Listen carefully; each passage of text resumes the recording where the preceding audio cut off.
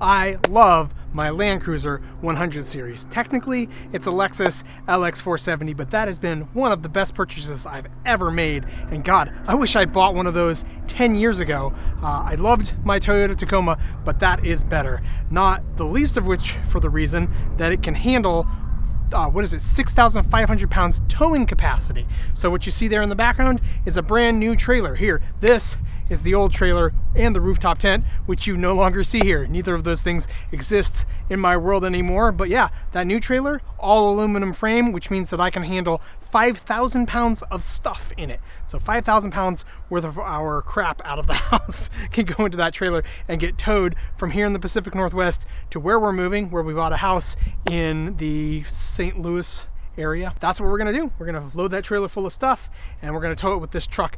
But there's some things that I need to get done to the truck before I feel okay, safe, confident that the truck's gonna make it across the country.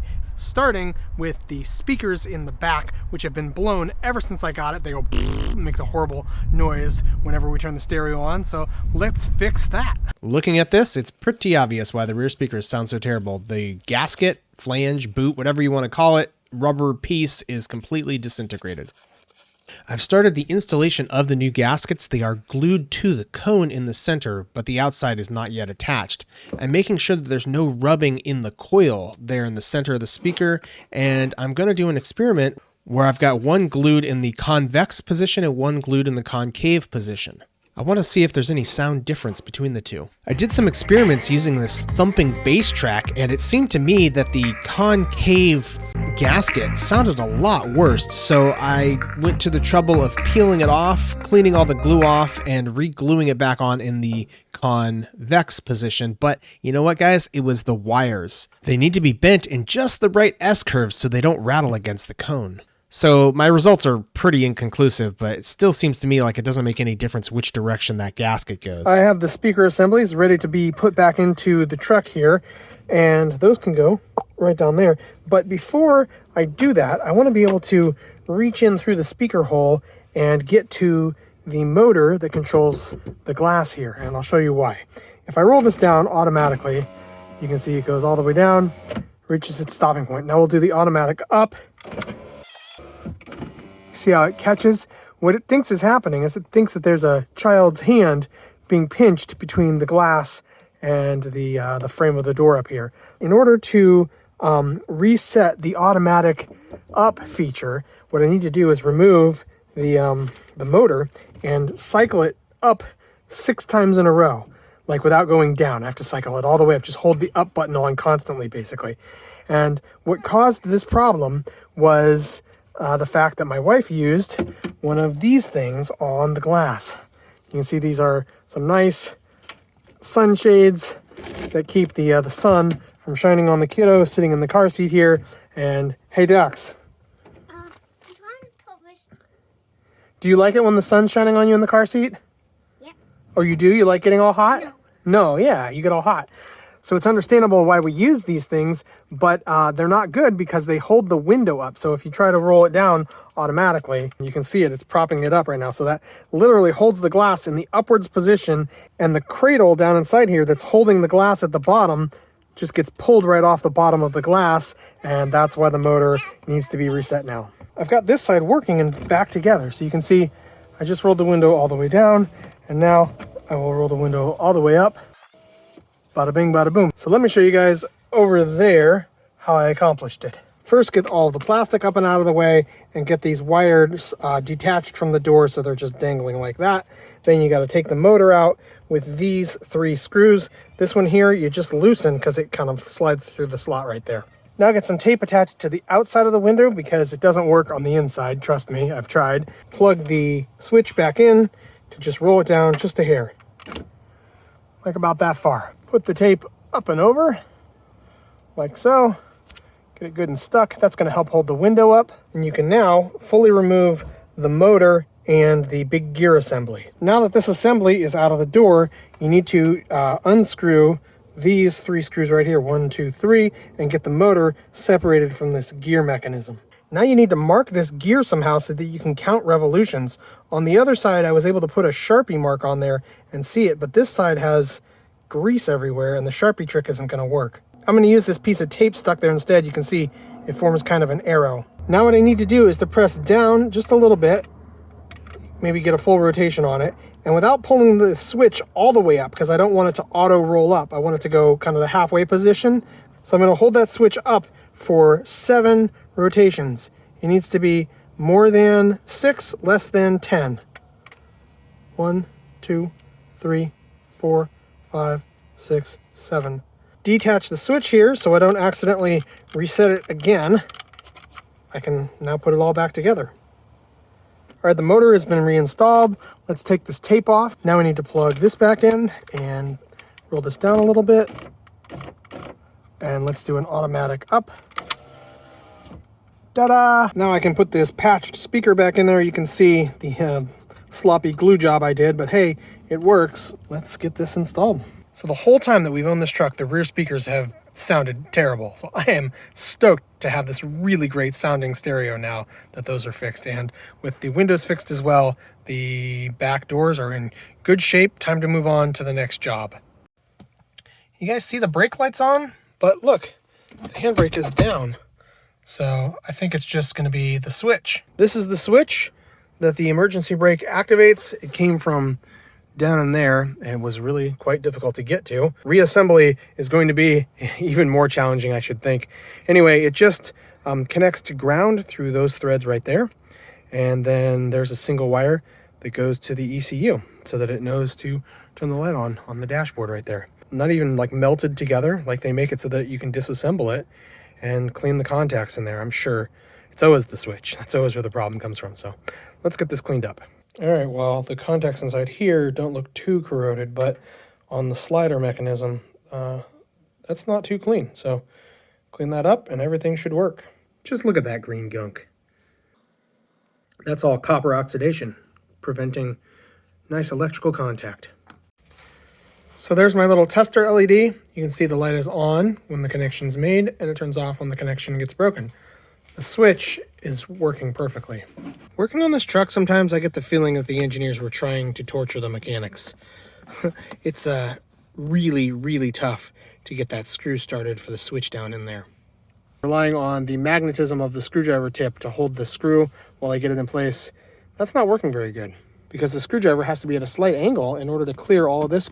As it turns out, a good tug upwards, and this is released enough to where I can now get my hand inside there. I got the duct tape stuck to the back of my hand to prevent, further bleeding and scratches from the sharp points on this plastic. I think working on dashboards from Japanese cars has more in common with puzzle solving. There's these guys who have these puzzle solving channels all over YouTube, and it has more in common with that than it does with just normal auto mechanics. And now I've lost the screw. I don't know what I did with that. Well, I have no idea where that screw went, so I went to my metric screw collection, and I've made this new screw and washer assembly, which is going to be even more difficult to get in there because the screw and the washer are not sort of integrated and stuck together like they were on the stock solution. All right, let's try this. 2 very small neodymium magnets holding the screw on there with just this little thing just to get it started. I can hold the switch in place using this long screwdriver here. So this might work. I'm getting closer. So I've been able to wedge the screwdriver in there to where it's holding the switch up against the flange down there. And the screwdriver is kind of twisted to the side of the brake lever. So it's applying force, and I have 2 hands free to try and get that screw started. Success! But that still has not solved my problem. So what does it mean if the switch works perfectly and nothing else really changed, but the brake light won't turn off? So this brake light issue has got me concerned and confused. I'm absolutely not okay with towing a 6,500 pound trailer all the way across the country with faulty brakes on this truck. And for that reason, I went down to my local AutoZone and used their OBD2 scanner, this tool you see here. And funny story, at my local AutoZone, the policy there now is to not allow customers to walk out the front door with their tool. They have to accompany you, chaperone you, as it were. So the whole time I was doing the scan, I had an employee just sitting there twiddling their thumbs, waiting for me to figure it out. It sucked. But hey, I did get it figured out. As it turns out, my Lexus has a separate engine control unit, ECU, for just the anti-lock brake system. And this is the error code that ECU is spitting out. This is the second one. Looking here on autocodes.com, we can see what these two error codes mean. And to my surprise, it's the same problem I had 9 months ago with the brake boost motor that supplies a little bit of extra oomph to the ABS system. So I guess I got to dig into that whole thing again. And if you've seen my previous video about replacing that motor, you know what a pain in the butt it is. It requires just the perfect tool, and it takes hours to get 4 bolts removed. There's one bolt that's just such a pain in the butt to get back in there. But yeah, I guess I got to do that job all over again. Busting into this to get that new motor out of there to see what's wrong, and I'm noticing the fluid level is kind of low here in the brake reservoir, and when I put my hand under here, look at all that fluid. So we are leaking brake fluid right out of here, right onto the motor, which might explain the problem. And this is what it looks like after 9 months under the hood. And that's pretty dirty for just 9 months. I need to take this apart and look inside there and see how much brake fluid is mated inside of there. But you know, this looks pretty well sealed. I can't imagine that there's any brake fluid in there. If I remember right, I took it apart and there's a thrust washer that goes right inside here. And I might not have put that thrust washer back. So I have to double check my work from 9 months ago and hope that this thing isn't destroyed on the inside. Yeah, this whole thing looks really good inside of there. I don't see any thrust washer, so it's not like I lost that part. I guess this motor didn't come with a thrust washer down inside. The thrust washer I see is on this side. You see here on the old motor, the thrust washer is a lot smaller, too small to fit there, so it goes down into the hole. But it's magnetic, so it's real easy to have it dislodge from where it belongs. And this motor inside is filled with gunk. And that might be brake fluid. In fact, there's definitely some brake fluid in there. But also, it's a lot of dust from the brushes here. So it's dust and brake fluid combined that killed the old motor. However, I might have just been able to take this apart and clean it. So if you guys have this problem with yours, just try taking it apart and cleaning it. It might all work. I've got this stack of strong magnets here, and that's holding the thrust washer in place. And now that I've cleaned this original motor, it seems to be running just fine here. I've got my little test battery pack. This is just 12 volts worth of AA's. So this motor seems to be fine. But that one seems to be even stronger. And using a pair of needle nose pliers to manually spin the axles, the magnetism is definitely a lot weaker. I can feel the sort of indexing points, and it's just a whole lot easier to overcome those indexed points in the old one than in the new one. So I'm going to say that the new one is just going to be a lot more efficient, a lot more power coming out of that. All right, so the replacement motor is known to be working, and the electrical connection here is clean with a nice boot covering it, so we know that that's not the problem there either. If I reinstall this and it still doesn't work, the problem is somewhere else in the system, and it is quite interesting to me that we are leaking fluid, because I definitely filled this back up to the correct level 9 months ago. Well, it's 9 o'clock at night, but I got the motor reinstalled, the new motor, and the brake light is off. So I don't know, something about taking it apart and putting it back together fixed the problem. I've got the biggest problem yet to solve, and that is this knob. You can see it broke. All right, I've got that whole $800 faceplate assembly here on the desk, and this is the best news of the project so far. I took it apart, dug down to the potentiometer, or I guess this would be called an encoder switch, and yeah, I didn't even need to take this out of the truck. I could have just pulled the knob off and tightened down that nut. So instead of needing to spend $800 on a whole new faceplate, all I had to do was tighten that. You guys see the temperature changing?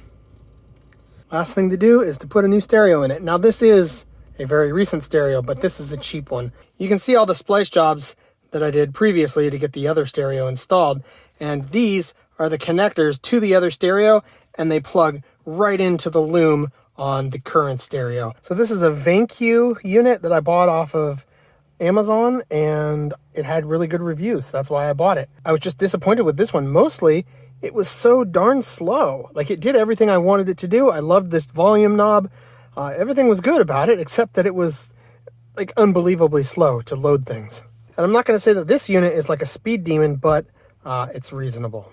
In the future, if I feel like it, I can install a backup cam and connect that. There's a wire hanging out right here that says backup light. So as soon as it detects the signal from the backup light, it will turn the backup cam on. So let's do the satisfaction thing. Oh yeah. Till I can get my satisfaction. And the only reason I removed this is because it made the screen less responsive to touch. And I don't think I'm going to get any scratches on this screen. It just sits here in the car. And this is what it looks like from the passenger side. You can always grab it and twist it your way. But the wife is going to drive here. And stereo is ready to go. Oh my God, the dial works. The little things in life. Awesome. You guys see the rock chip from inside the windshield here? Let's fix that.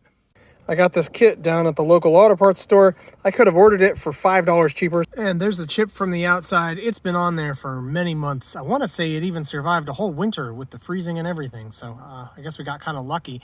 Out here, you can barely even feel any texture. It's just a tiny little pinprick. So all that damage is inside the glass. And for those of you who don't know, there's 2 layers of glass and there's a layer of glue in between those layers. So this is going through the first layer of glass, hitting up against the layer of glue.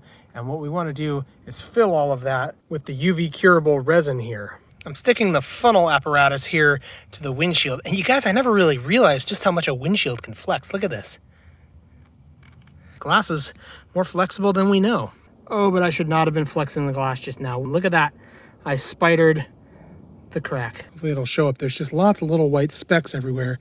And even if I have to get a new windshield with all this pitting on it, it's really not that much of a tragedy. Just kind of expensive is all.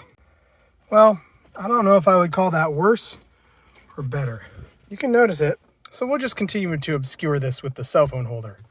All right, the final thing I need to accomplish is wiring up the trailer brakes. This here is the brake module that will cause the brakes to activate there on the trailer. And you can see if I press this lever like so, it will activate those brakes, but it's also tied into the brake pedal down there. So as I step on the brakes, it's got like an accelerometer inside of there, and it knows how hard I'm trying to brake, and it sends a corresponding signal to the brakes. I can adjust how hard the brakes are gripping with this little knob right there. And yeah, there's all kinds of fanciness. But in my experience, the most important aspect of a trailer brake setup is that little knob right there. So as you're driving down the road, you need to be able to easily reach down without, looking and just grab that. And the reason is sometimes the tail wags the dog, and that's when the trailer starts to whip back and forth, and it causes your vehicle in the front to lose control. You start getting all squirrely. You have about 6 seconds when it starts to really get bad to reach down there and hit those trailer brakes. And as soon as you touch those trailer brakes, just like the feathers, the fletching on an arrow, your rig straightens right out and you no longer have a problem. So this is invaluable as far as safety is concerned for long distance road trips with a trailer. And because this trailer is already equipped with trailer brakes, it's got one of these fancy 7-prong connectors. But the truck only has a 4-prong connector, which means I need to wire in this female 7-prong connector.